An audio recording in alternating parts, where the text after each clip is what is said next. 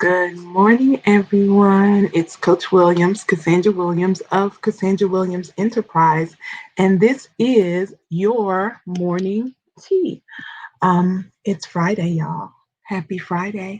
I hope that something will be said during this teaching that you will feel equipped, you will feel empowered, will feel encouraged to act, to take some action today. We help wives, busy professional women, and kingdom leaders build the life that they've always dreamed of and live there. And for the last 2 days, we've been talking from the topic of follow the leader. And yesterday, just to bring you up to speed, please go back and watch that broadcast. It will bless you. We were talking from 1 Corinthians, follow my example as I follow Christ, the example of Christ. And we use Ruth and Naomi as our example of following the leader. That Ruth cleaved to Naomi when Orpah left, and Naomi gave a very compelling argument, and Orpah was like, you know what? You know what? Yeah, I'm going to go back. But here's the thing, y'all, there was only one Boaz. So let's really think about that. Had Ruth and Orpah came back, then there would have been a struggle. There would have been a fight to see who was going to marry Boaz, right? So we're moving into today. I want to continue in that vein with talking about following the leader, because when I am the founder of a group called Wise Wives Build, and where we come together as wives and aspiring wives for my Esthers in waiting. And you're going to really enjoy this if you are an Esther in waiting, but there's something for you if you're married, okay? Um,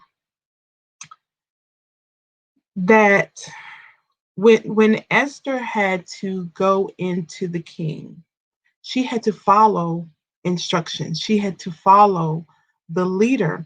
And somewhere along the lines, we stopped listening to elders, right? I grew up in the time in an era where when you got in trouble wherever you were, then you got in trouble on your way home because they done been on the phone. So by the time you got home, you was just like, okay, what? It was like you were ready for, we got whoopings. Okay. I grew up in the era where we got whoopings.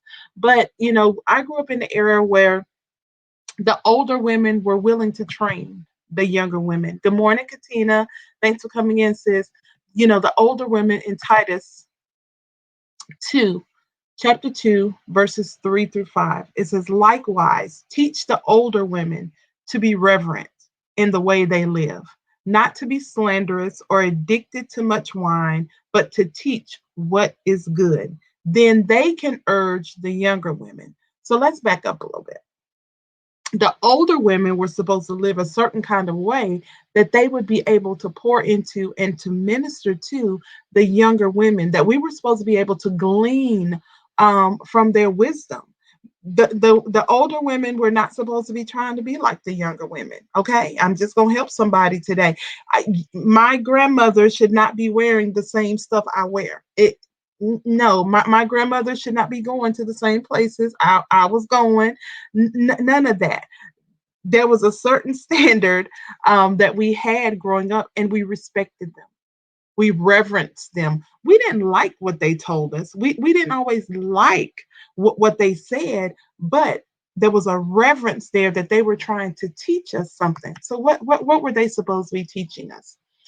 The older women are supposed to teach the younger women to love their husbands and their children, to be self-controlled, to be able to hold your tongue, to be able to hold your emotions, to be able to um, still be respectful when you don't agree, and pure, to be busy at home doing what you need to do. Be disciplined, right? That's our word for this week, is that I am disciplined. I'm doing the things that I need to get done to take care of me, to take care of my family, and to be who I'm supposed to be in the eyes of God. So we've got to be disciplined. We've got to be, instead of being busy outside, we got to be busy at home, okay?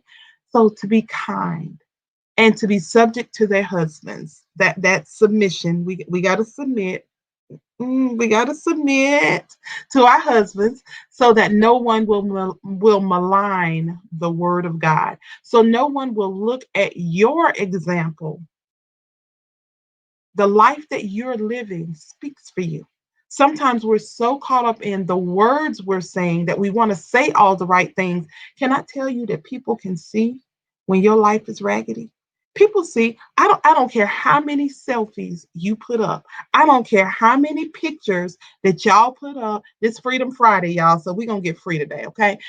I don't care how many pictures you put up on social media, people still see that your life is raggedy. People still see that you have low self-esteem. People still see that you and your boo ain't all that it's cracked up to be. Y'all took that picture, you posted it, and you think everybody think is hunky dory. No, they don't. They see people that really, really can see, have an eye to see, they can see through that and they see what is going on. And God got some people praying for you. Can I be honest? God got some people praying for you. But here's the thing, are you willing to learn? Are you teachable?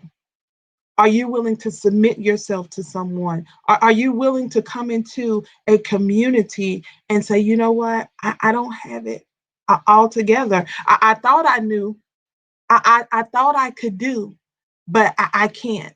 Okay. And so when we start to talk about follow the leader, this is part two. Yesterday we did the introduction and we talked about Ruth. Today we're going to be talking about Esther. And we love the story of Queen Esther, and we talk about her, and how she marries the king, and she was brought to the palace for such a time as this, and we like all that. But can I tell you, we got to back up again. Yeah, we got to go back again. I know y'all don't like dealing with me sometimes because it's like, Coach, what? Can we just stick with the good stuff? Y'all, she had a 12-month process. Okay, Esther, a Jew, was brought into the palace to be considered as queen to the king. Okay. So before she even went into the king, she had to go through a 12-month process. Can I help some of y'all out? Just because you get a ring does not mean you're a wife. There's a process to this thing. There's a process to God because it says in the scripture, when a man findeth a wife, he findeth a good thing. Can I tell you that you are a wife? You should have those characteristics before you ever get married. Because if you don't have them when you get married, you're not going to have them because you got a ring. Not going to happen. You don't just wake up one day and go, bing, okay, I'm going to cook, I'm going to clean, I'm going to be submissive to my husband. No, baby, it don't happen like that. Can I just be honest with you? It doesn't happen like that. There's a process to this thing. So when I talk to the ladies that are in my group, Wise Build, and my Esther's in waiting, there's a process to this. She went through 6 months with oils and myrrh, and then she went through 6 months with perfumes. Well, yeah, with perfumes. So that's a 12-month process before she ever went into the king. And then she had access to all of this makeup, all of this jewelry, the finest of clothes, because we're talking about following the leader. But instead of her making the decision and her doing what she thinks the king may like, she went to the eunuch, his chief eunuch, and she did not request anything except what he had told her to take. And Esther found favor in the eyes of all who saw her, including the king. So she wasn't adorned with all of this stuff. She didn't put on all the gold and all the jewelry and all the makeup and all of that stuff. She was just, she allowed her natural beauty, simple elegance. Sometimes that's all that you need, ladies. Single ladies, sometimes it's not about you having, all the wavy hair, the lashes, the makeup, you don't got everything fixed. so that everything sits high. And sometimes it's not all about that, because you're sitting there and you look pretty on his arm, but you're wondering, why hasn't he took me home to meet his family? Why won't he commit? Why doesn't he, because sometimes y'all, they just want simple. Can I help somebody? Sometimes it's the simple things that that really attract men. Because if you got it all hanging out, y'all, you might not be attracting the right person. So for Esther was brought into the palace, and Esther was adopted, y'all. She wasn't Mordecai's daughter. That was her uncle. She was adopted by Mordecai. And she was brought in not to just become queen, because many of us would have been like, "Whew, I'm good. I'm good. I'm queen. I got married. I'm the wife now." So we stop there, and it's like, "Oh, I have arrived. I got the ring. We got the house. We got the family. We good." And then here comes a storm. Here comes a situation. Here comes something that threatens the very livelihood of what you've accomplished. Here comes Mordecai, the same Mordecai that told her, "Don't you tell anybody that you're a Jew. Don't tell nobody who you are and where you came from. Keep your identity a secret. Don't tell nobody." The same Mordecai now is coming and saying, "Listen, there's a plot going around, and they are going to kill the Jews. They trying to kill everybody." And Esther kind of was like, "Hey, what that's got to do with me? I'm in the palace. I'm the queen. They can't touch me." And he said, "But listen, what if you were brought into the palace for such a time as this?" And she had to really look at that thing, and she had to say, you know what? Okay. Because here's the thing, y'all. She was not supposed to go before the king. She was not supposed to go before the king unless he sent for her. So she was going against the law. She was going against, this is the same situation. These are some of the same things. That same rebellious type of behavior was the same thing that got Vashti kicked out, because she was the queen first, right? And so she said, she said, "Okay, I'm going to call a fast." That same, see, I want you to notice she learned her lesson when she came into the palace before she went to the king. There was a period of preparation. Now, when she's got to go before him again on behalf of her people, she had another set of preparation. There was a time of preparation that she had to go through. She called for a 3-day fast. She said, "I need y'all to fast, and I need you to pray with me." Ladies, who do you call to fast and pray with you when you've got to go before God, when you've got to go on behalf of your family? Because sometimes, y'all, we've gotten married, and we were happy being a wife, but you didn't understand the generations that was attached to that union. You didn't understand the strongholds that you were going to have to break within that union. You didn't understand that when the storm came, that you would be the catalyst for change in your marriage. What do you do when the vow is tested? Esther was like, "Look, I gotta pray. I gotta go seek God." And she had the whole community praying with her and for her.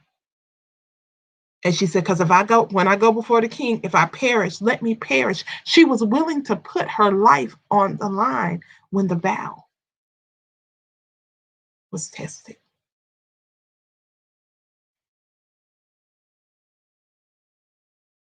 Because you have to follow the leader. And sometimes that will lead you into a place. Both of these women, when you look at Ruth, when you look at Esther, they were pulled into places. They were pulled out of their comfort zone. They were pulled out of what they knew to be as normal. They were not in their norm. Ruth was in a whole nother country. Esther got put into a whole different social class, but they had a purpose. When we're getting married, when we're entering into relationships, covenant relationships, we have purpose. You have a purpose. It's not that God just joined you together with this person. It's not that God just joined you together with this group. For those of you that are in Wise Build, it's not by choice, by chance that we're in the group together. We're supposed to uphold one another. We're supposed to teach one another. We're supposed to be able to come together as sisters to um move God's vision forward, to come against the rate of divorce. When the vow is tested, you don't every situation is not time for you to get out. Sometimes it's time to dig your heels in, but sometimes you need sisters standing behind you when the vow is tested. We oftentimes want to talk about what happens when we get sick. Will he take care of us? But can I ask some of you ladies, if he gets sick and he can't work, can you take care of him when the vow is tested, when it's time to stay home and minister to him, but there's a church service going on over here, and I really want to go. When the vow, yeah, when the vow is tested, what do you do when you have to make a decision and you have to uphold your vow? I have assembled some women. And older women is not always in age, okay? Listen, we're talking maturity, we're talking growth.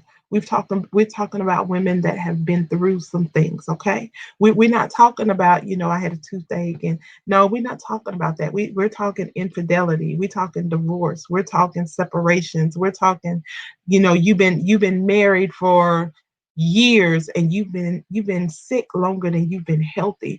We're talking about, having to lay your spouse to rest and still pick up and live afterwards. That's when the vow is tested. How do you handle that?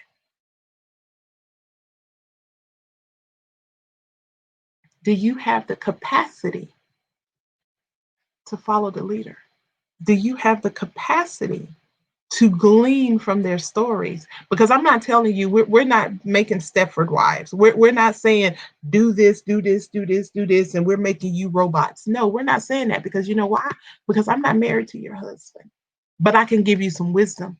I can give you some tools. I can give you some techniques. Every builder uses a hammer.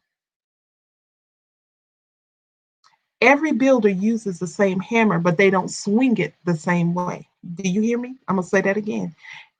Every builder uses a hammer, but they don't swing it the same way. So when you come in and we give you these tools and we give you these techniques, you learn how to apply them to your life. You learn how to look at yourself and say, do I see myself? When you come to these broadcasts, the morning tea, you should be able to look at yourself and say, can I see myself in that? And if you can't say, do I see myself? I'm not doing my job as your coach. You should be able to say, oh, I might need to check that. Well, maybe I don't need to do that. Who is my circle? Who do I call when I'm going through? Or do you just present the image? Do you have a happy? Because my thing is, y'all, I made the decision a long time ago. I didn't want an Instagram worthy relationship. I don't want everybody on Facebook going, ooh, and then I'm raggedy. I go home and I cry and I'm about to blow my brains out. No, we're not doing that. We're not doing that.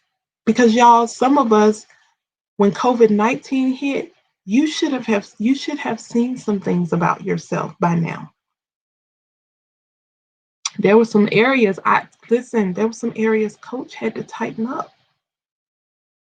because I was getting so used to going through the motions.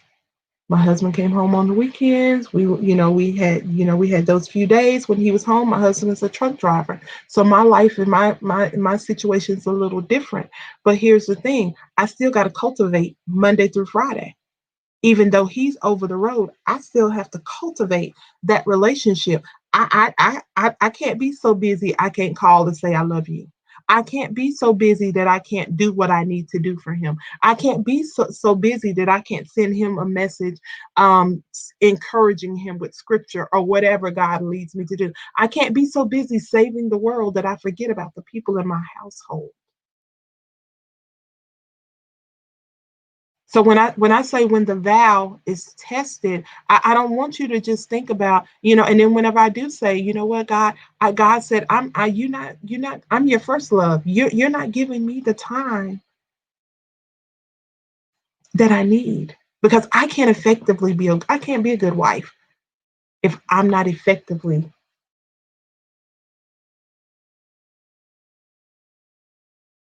being a good wife to God, being his bride first. So you know what? There are times I got to stay up a little later, or I got to get up a little earlier before the house gets moving, because I still have to give God that time. I'm a better person when I have that time. It has nothing to do with my husband. That's my personal relationship with him. I'm a better person when I'm with him. And so some of you've forgotten your first love. So that vow has been tested, because you said, God, you stood before the church and you gave your heart to him. And you say, God, I love you. I'm going to live for you. I'll do what you say do. Use me as you will. And you've forgotten your first love. You've been cheating on God. Hello, somebody. Are you cheating on God?